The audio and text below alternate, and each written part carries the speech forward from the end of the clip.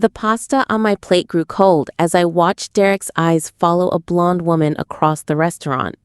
She looked exactly like the photos I'd seen of his ex, Fiona.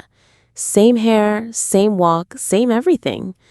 My stomach twisted as he completely forgot I existed, his gaze locked on her like she was some kind of magnet. "Derek," I whispered, trying to pull his attention back to our anniversary dinner. He blinked and turned to me, but his expression was distant. "Sorry, what were you saying, Fiona?" The name hit me like a slap. Fiona, his ex's name, not Kora, not my name. I felt my cheeks burn with embarrassment as the couple at the next table glanced over, having heard his mistake. "I'm Kora," I said quietly, my voice barely steady. His face went red. "Oh, God, I'm sorry. I don't know why I said that." But I knew why. It was written all over his face in the way he'd been acting for weeks. The woman across the room laughed and Derek's head turned toward the sound like he couldn't help himself. I sat there, trapped in this moment, realizing that to him, I wasn't Kora. I was just a replacement, a cheap copy of someone he couldn't let go. The next week, Derek called with plans for our special date. He was so excited, talking about this amazing restaurant he'd found and a movie theater right across the street. He painted it like some romantic discovery, like he'd spent hours researching the perfect spot for us. But when he picked me up and we drove through downtown, my heart sunk. I recognized the area immediately. This wasn't some new discovery. This was the same part of town where Fiona had posted dozens of Instagram photos during their relationship. The same restaurant where she tagged herself on Valentine's Day. The same movie theater where they had their first official date. I'd memorized those photos during my insecure moments, studying every detail of their relationship like some kind of detective. Now Derek was recreating those exact same moments with me. "Isn't this place perfect?" he asked as we walked into the restaurant. I nodded and smiled, but inside, I was screaming. Perfect for who? For him to pretend I was her? To relive his greatest hits with a different actress? The hostess led us to a table, and I wondered if he'd requested the same booth they'd shared. Probably. Everything about this felt like a reenactment, like I was an understudy playing someone else's role in Derek's romantic fantasy. I made it through dinner with a fake smile plastered on my face. Every bite tasted like cardboard. Every laugh felt forced. Derek seemed genuinely happy, which somehow made it worse. He was enjoying this twisted trip down memory lane, completely oblivious to how much it was destroying me. When he suggested we catch the late movie across the street, I knew I had to play along. My ride wouldn't be here for another 2 hours, and I couldn't afford an expensive taxi home. I was stuck, trapped in this nightmare date where I was living someone else's life. The movie theater was exactly what I had expected. Classic, vintage, the kind of place that looked perfect on Instagram photos. Derek bought our tickets with the same enthusiasm he'd probably had with Fiona. Maybe he even remembered what movie they'd watched. I sat through 2 hours of some romantic comedy, feeling anything but romantic. In the dark theater, I made a decision. This was the last time I'd let myself be anyone's backup plan. The last time I'd smiled through being treated like a replacement. When the credits rolled and Derek turned to me with that satisfied smile, I smiled back. But behind my eyes, I was already gone. I was already planning my escape from this relationship that had never really been about me. That night, I lay in bed staring at the ceiling, thinking about the necklace. 3 weeks into dating Derek, I'd been so swept up in what I thought was love that I'd bought him an expensive silver chain with a pendant engraved with, "Never forget your place in my heart." Looking back, it was way too much, way too soon. But at the time, I thought we had something special. I thought he saw me, really saw me, not just as a replacement for what he'd lost. The necklace cost me almost $200, money I could barely afford on my salary. But I wanted to give him something meaningful, something that showed how much he meant to me. After the restaurant disaster, that necklace felt like a monument to my stupidity. an expensive reminder of how quickly I'd thrown myself into a relationship with someone who was still living in the past. The next morning, I texted Derek asking for it back. I made up some excuse about needing to get it fixed, but really, I just couldn't stand the thought of him wearing something so personal while thinking about another woman. He seemed confused, but agreed to bring it over. When he handed it to me, I held the cold metal in my palm and felt like such a fool. This necklace represented everything wrong with our relationship. Too much, too fast, too desperate. Saturday morning arrived with Derek calling from a number I didn't recognize. I almost didn't answer, but curiosity got the better of me. "Kora, thank God you picked up. My phone died and I had to borrow my roommate's." His voice sounded nervous, different somehow. I could tell he was lying about the phone, but I decided to see where this conversation would go. "I've been thinking about our date. I feel like something was off. Did I do something wrong?" The question would have been laughable if it wasn't so insulting. Did he do something wrong? He'd called me by his ex's name, taken me to their old spots, and treated me like a ghost he was trying to resurrect. "No, everything was fine," I lied, keeping my voice neutral. "Are you sure? You seemed quiet during the movie." He was fishing, trying to figure out if I'd caught on to his game. But he was still playing dumb, still pretending this was all innocent coincidence. "I was just tired," I said. "Okay, good. I was worried I'd messed something up. You know how much you mean to me, right?" The words fell hollow, scripted, like something he'd said before to someone else. I wondered if Fiona had gotten the same reassuring phone calls when she'd started to pull away. "Of course," I replied, already planning my next move.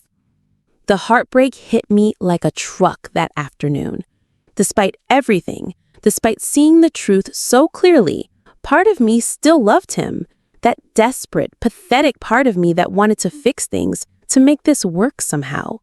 So I called him back. "Derek, I'm sorry for being snappy yesterday. I was just stressed about work. I love you. You know that, right?" The words tasted bitter coming out of my mouth, but I needed to say them. Not because I meant them anymore, but because I needed to close this chapter properly. I needed to apologize for the version of myself that had been willing to accept so little. "I love you too," he said, and I could hear the relief in his voice.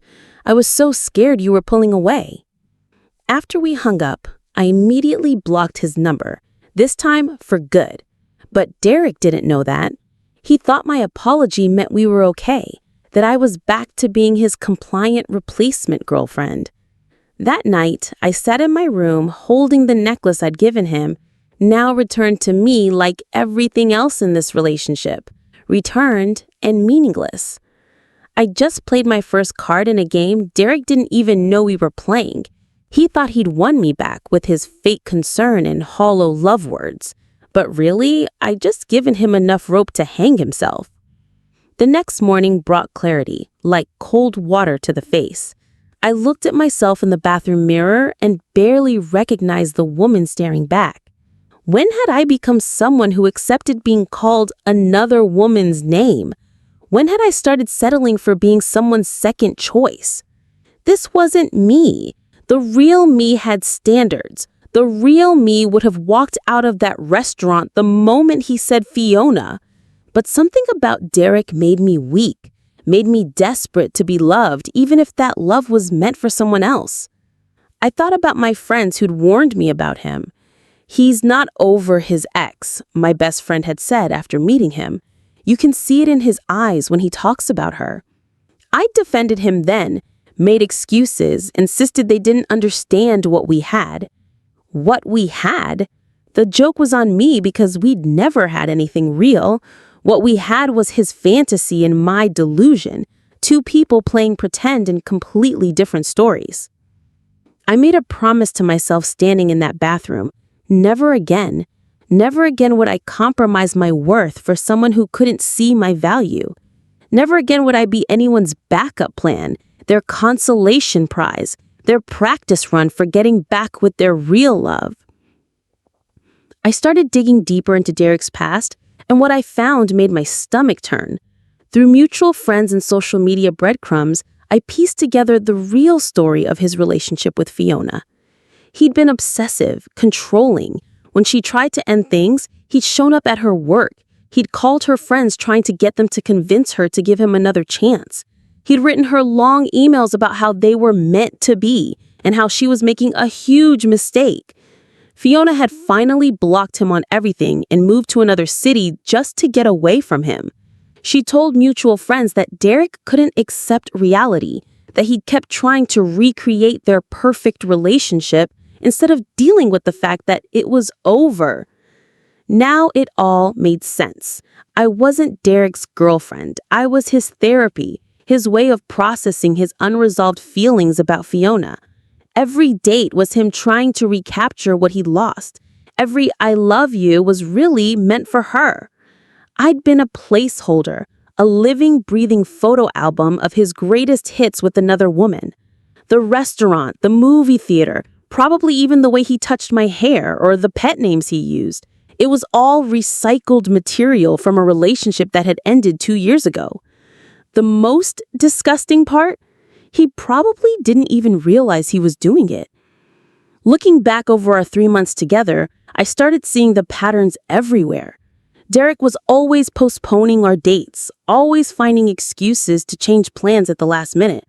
When I'd get frustrated, he'd turn it around on me, making me feel like I was being too demanding or clingy.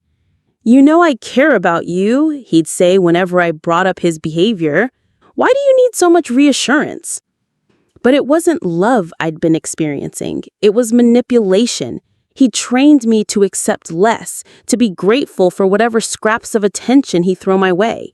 Every time I'd bent to accommodate his schedule, his preferences, his comfort, I'd been teaching him that my needs didn't matter. He'd push boundaries constantly, then act surprised when I got upset. "I thought you were cool," he'd say, like being cool meant never having standards or expectations. The worst part was how he'd made me doubt myself. When I'd point out his behavior, he'd act confused, like I was imagining things or being oversensitive. I'd started questioning my own perceptions, wondering if I was asking for too much. Now I could see it clearly. This wasn't love. This was control. He'd kept me off balance, always working for his approval, while he lived in his fantasy world where I was just a stand-in for the woman who got away. I decided to beat Derek at his own game, using the one weapon he'd never expect, his own tactics. Derek was a master of the disappearing act. He'd go radio silent for days, then reappear with some excuse about being busy or stressed. He trained me to chase him, to worry, to bend over backwards trying to win back his attention. But this time, I disappeared first. No dramatic breakup text, no long explanation, no closure. Just silence. Complete, total, devastating silence. I blocked him on every platform I could think of. Instagram, Facebook, Snapchat, even LinkedIn. I changed my work schedule so we wouldn't accidentally run into each other at the coffee shop where we'd met. I became a ghost in his life, there one day and gone the next. For someone like Derek, who was used to controlling the pace in terms of every relationship, this was psychological warfare. He was used to being the one who pulled away, the one who decided when to engage. He'd never had someone completely vanish on him without explanation. I knew it would drive him crazy. Derek is the type of person who needs to feel in control, who needs to be the one making the decisions. By disappearing, I'd flipped the script entirely. Now he was the one left wondering, the one trying to figure out what went wrong. The blocked calls started within hours. Derek tried calling from his number, then his roommate's number, the numbers I didn't recognize. Each time, the call would go straight to voicemail since I'd blocked everything. But I could see the attempted calls in my blocked call log, and they were getting more frequent. 5 calls the first day, 12 the second day. By the third day, he was calling every few hours. The voicemails I could access from other numbers were getting desperate. At first, they were casual. "Hey, just checking in, call me back." Then confused. Kora, I haven't heard from you. Is everything okay? Did something happen?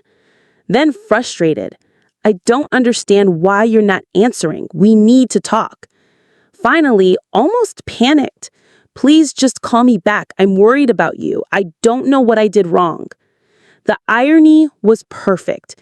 Derek, who had spent months making me feel insecure and unwanted, was now experiencing that exact same feeling. The man who had ghosted me for days at a time was now desperate for just one response. I saved every voicemail, not out of cruelty, but as evidence of how quickly someone's true nature emerges when they lose control. This was the real Derek, desperate, pushy, unable to accept rejection. While Derek was spiraling, I was thriving. I started posting subtle updates on social media. Nothing obvious or petty, just glimpses of a life that looked fulfilling and happy. Photos of brunches with friends, my morning coffee, a new book I was reading. The key was showing that I was living, really living, not just surviving. I wasn't posting sad quotes or cryptic messages about heartbreak. I was posting content that suggested I'd moved on completely, that whatever we'd had wasn't even worth mourning. I knew Derek would see these posts. Even though I'd blocked him, he had friends who followed me, and social media has a way of making information travel. Word would get back to him that I wasn't sitting at home crying over our relationship. The most effective post was a photo of me at a new restaurant across town, laughing with friends. The caption was simple: trying new places and loving it. No mention of him, no reference to our past dates, just a clear message that I was exploring life beyond the boundaries he'd set. Within hours, I heard through mutual friends that Derek had been asking around about me. Is Kora seeing someone? Did she seem upset about anything? Has she mentioned me? The fact that he was asking these questions told me everything I needed to know. He was obsessing over my silence, the same way I'd once obsessed over his. The most unexpected part of my revenge plan came when Fiona reached out to me directly. Apparently, Derek had started contacting her again, and she'd heard through mutual friends that he'd been dating someone who looked like her. "I'm so sorry you had to deal with him," she wrote in her message. "I've been where you are, and I know how confusing it can be." We decided to meet for coffee, and what I learned in that conversation changed everything. Derek had pulled the exact same moves on Fiona that he'd used on me. The same restaurants, the same manipulation tactics, even some of the same phrases. "He told me I was different from other girls," Fiona said, shaking her head. "Then he spent our entire relationship trying to change everything about me that was actually different."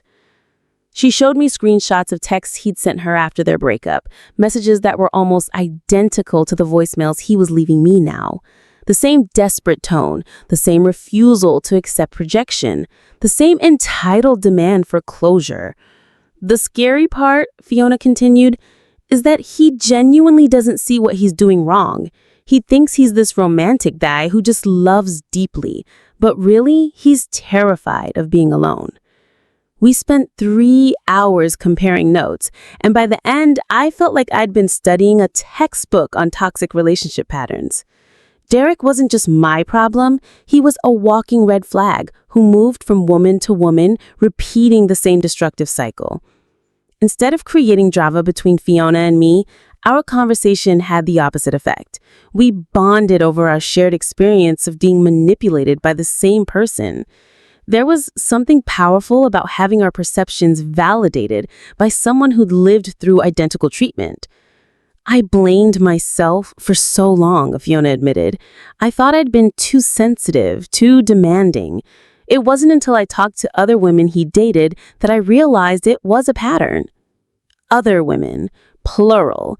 Derek had apparently left a trail of confused, hurt women behind him, each one convinced that they were the problem in the relationship. Fiona and I laughed about his predictable moves, the way he'd act wounded when called out on his behavior, how he'd love bomb us after pulling away, his habit of making plans and then canceling at the last minute. It was like he was following a script. The best part, Fiona said, is that you disappeared on him. I tried to have mature conversations, tried to explain why his behavior was hurtful, but you just vanished. That's the one thing guys like Derek can't handle, being irrelevant. She was right. All of Derek's manipulation tactics required a willing participant, someone who would chase him, try to fix things, accept blame for his behavior. By refusing to engage, I'd broken his entire system. We exchanged numbers and promised to warn each other if he tried to contact either of us again. After a week of complete silence, I decided to throw Derek one small bone, just enough to mess with his head. I unblocked his number temporarily and sent a single text. I see now who you really are. Don't ever contact me again. Then I immediately blocked him again. The message was designed to be devastating in its simplicity. No anger, no detailed explanation of his faults, no opportunity for him to argue or defend himself, just cold, final rejection with a hint that I figured out his game. Within minutes, he was calling from other numbers, leaving increasingly frantic voicemails. Kora, please, we need to talk. I don't understand what you think you know, but you're wrong.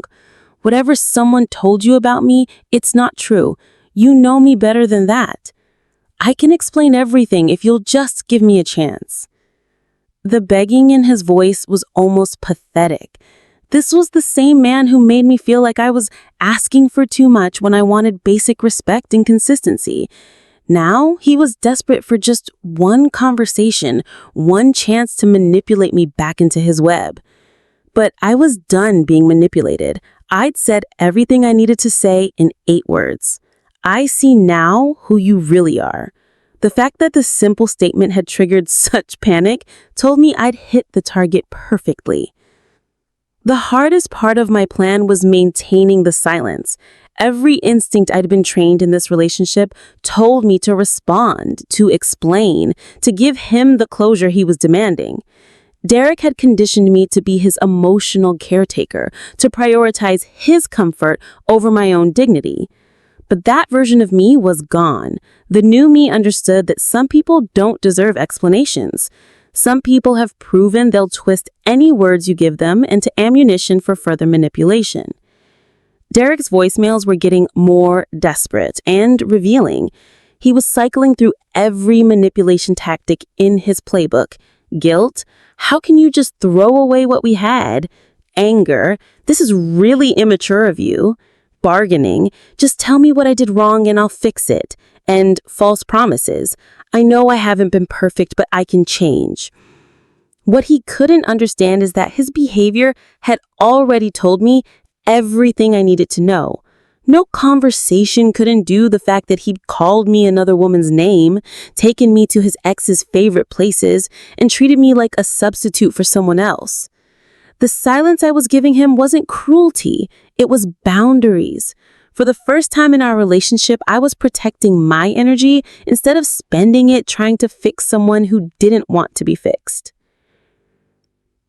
2 weeks into my disappearing act, I heard through the grapevine that Derek was already trying his luck with someone new. A friend of a friend had seen him on a dating app using the same photos and almost identical bio that had attracted me months earlier.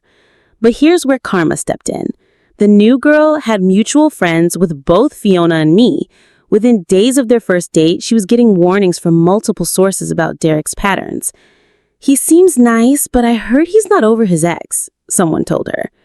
My friend dated him and said he was really controlling, came another warning.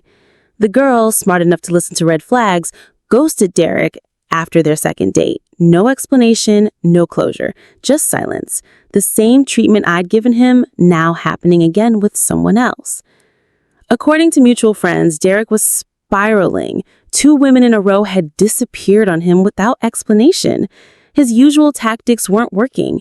The charm that had once reeled in insecure women was now being recognized for what it was.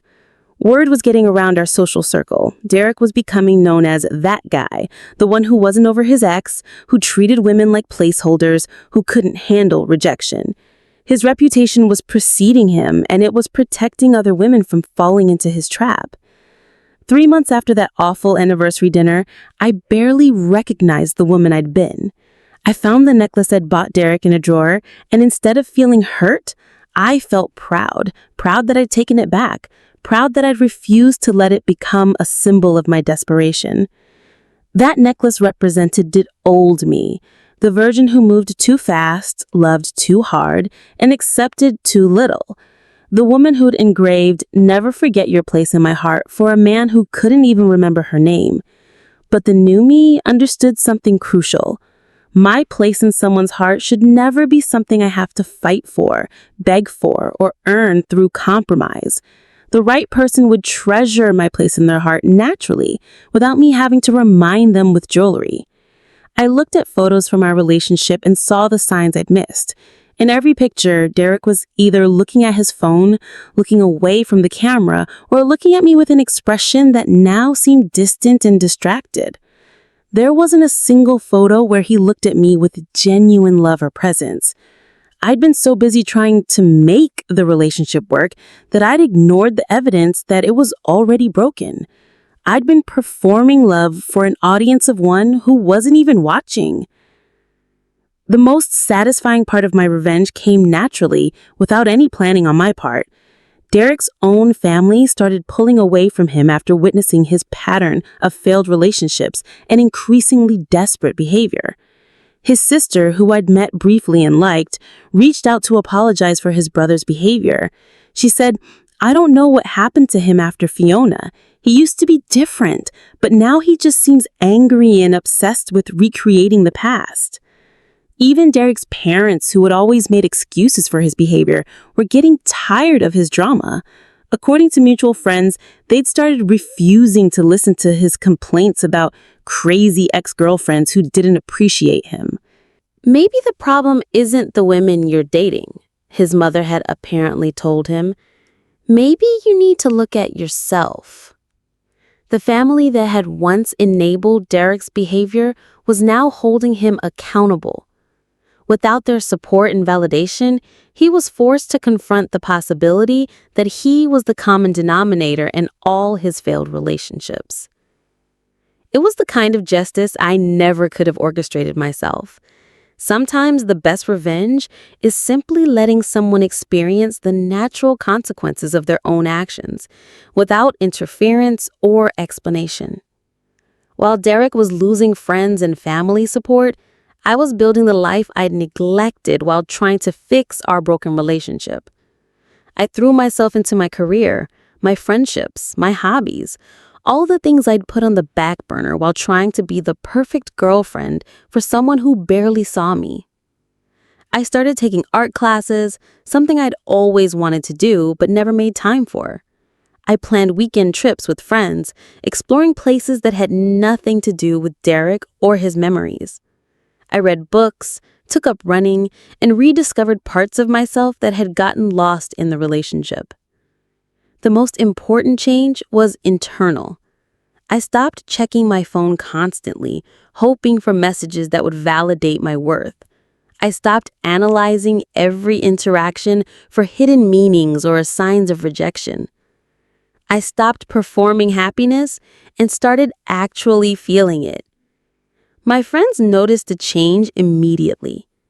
"You seem lighter," one of them said, "like you're actually present instead of just going through the motions." She was right. For months, I'd been living in Derek's timeline, constantly worried about his moods, his needs, his unpredictable behavior. Now I was living in my own timeline, making decisions based on what would make me happy instead of what would keep him satisfied. 6 months after my disappearing act, I ran into Derek at a coffee shop downtown. I almost didn't recognize him at first. He looked older, tired, like he'd been carrying a weight he couldn't put down. He saw me before I could leave and approached with the careful steps of someone who wasn't sure of their welcome. "Kora," he said, and for once he got my name right. "Can we talk?" I looked at him for a long moment, taking in the dark circles under his eyes, the way his clothes hung loose like he'd lost weight. This was the man who had once made me feel so small, so desperate for his attention. Now, he just looked small himself. "There's nothing to talk about," I said calmly. "Please, I know I messed up. I know I hurt you. If you could just—" "Derek," I interrupted, and my voice was steady, kind even. "I hope you're doing well. I really do. But we don't have anything to discuss." I wasn't angry anymore. Anger would have required me to still care about his feelings, his explanations, his journey toward understanding what he'd done wrong. I was simply indifferent, which was somehow worse than any emotion he could have provoked. Derek tried to make small talk, asking about my job, my family, acting like we were old friends catching up instead of former lovers who'd ended badly. But I could see the desperation in his casual tone, the way he was fishing for any sign that I still cared. "You look good. Happy." "I am happy," I replied, because it was true. "I've been thinking about you, about us, about what went wrong." I gathered my coffee and purse, preparing to leave. This conversation was exactly what he wanted, a chance to draw me back into his drama, to make me care about his feelings and his growth. But I wasn't interested in being his therapist or his absolution. "Take care of yourself, Derek," and I walked toward the door. "Kora, wait!" I kept walking. Behind me, I could feel him standing there, probably running through his mental playbook of things to say, ways to hook my attention and drag me back into his orbit. But those tactics had lost their power over me. Outside, I breathed in the fresh air and felt nothing but relief. No anger, no sadness, no curiosity about what he wanted to tell me. Just peaceful indifference and the satisfaction of knowing I'd given him exactly what he gave me so many times. The experience of being ignored. Word traveled fast in our small social circle.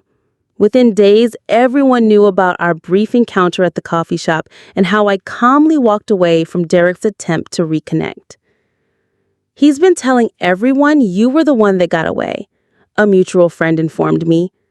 "Says he realizes now how good he had it with you." I laughed, not out of cruelty, but out of genuine amusement. Derek still didn't get it. He thought his problem was losing me specifically, when his real problem was his inability to value anyone while he had them. Other women in our circle started sharing their own Derek stories. Apparently, he'd tried his manipulation tactics on several of them over the years, with varying degrees of success. A pattern was emerging that made it impossible for him to present himself as just an unlucky romantic. He asked me out last month, but I'd heard about how he treated you and Fiona, so I said no thanks. Derek's dating pool was shrinking. His reputation had spread beyond just the women he dated to their friends, their sisters, their co-workers. The community was protecting itself from his toxicity, and he was becoming increasingly isolated. It was the kind of natural consequence that felt like justice, without requiring any vindictiveness from me. A year after that anniversary dinner disaster, my life looked completely different. I'd been promoted at work, moved to a new apartment, and was dating someone who actually saw me as myself rather than as a replacement for someone else. The contrast was striking. Where Derek had made me feel like I was auditioning for the role of girlfriend, constantly proving my worth, my new relationship felt natural and easy. Where Derek had made me doubt my perceptions, my new partner validated my feelings and communicated clearly about his own. Most importantly, I never had to wonder where I stood or compete with ghosts of relationship past. I was valued for who I was, not for how well I could mimic someone else. I heard through friends that Derek was still single, still cycling through dating apps, still complaining to anyone who would listen about how women these days didn't appreciate nice guys like him. The lack of self-awareness was almost impressive. Meanwhile, I was thriving in ways I hadn't even realized were possible. When you stop accepting scraps, when you stop making excuses for people who don't value you, when you stop shrinking yourself to fit into someone else's idea of love, that's when real life begins. The woman who accepted being called Fiona at anniversary dinner felt like a stranger to me now, someone I barely recognized. Looking back, Derek got exactly what he asked for. He wanted me to be like his ex, and in the end, I was. I became another woman who recognized his toxicity and walked away. The irony was perfect. And trying to recreate his past relationship, he created the same ending. Just like Fiona, I'd seen through his manipulation and refused to accept his treatment. Just like Fiona, I disappeared from his life when I realized he couldn't love me for who I was. Derek had wanted a second chance with his ex, and in a way, he got it. He got to experience the same rejection, the same confusion, the same desperate scrambling to understand why someone would choose to leave him. But this time, there was no mystery. This time he couldn't blame external circumstances or bad timing or misunderstandings. This time he'd been faced with a woman who simply refused to participate in his game. I'd given him something he never saw coming. Consequences. Not through drama or revenge plots, but through the simple act of valuing myself enough to walk away. The last I heard, Derek was still trying to figure out what went wrong, still asking mutual friends if they thought I'd ever talk to him again. Still missing the point entirely. But that was his journey now, not mine. I'd become the one who got away. Not because I was perfect, but because I'd learned that some people don't deserve a place in your heart, no matter how beautifully engraved the invitation might be.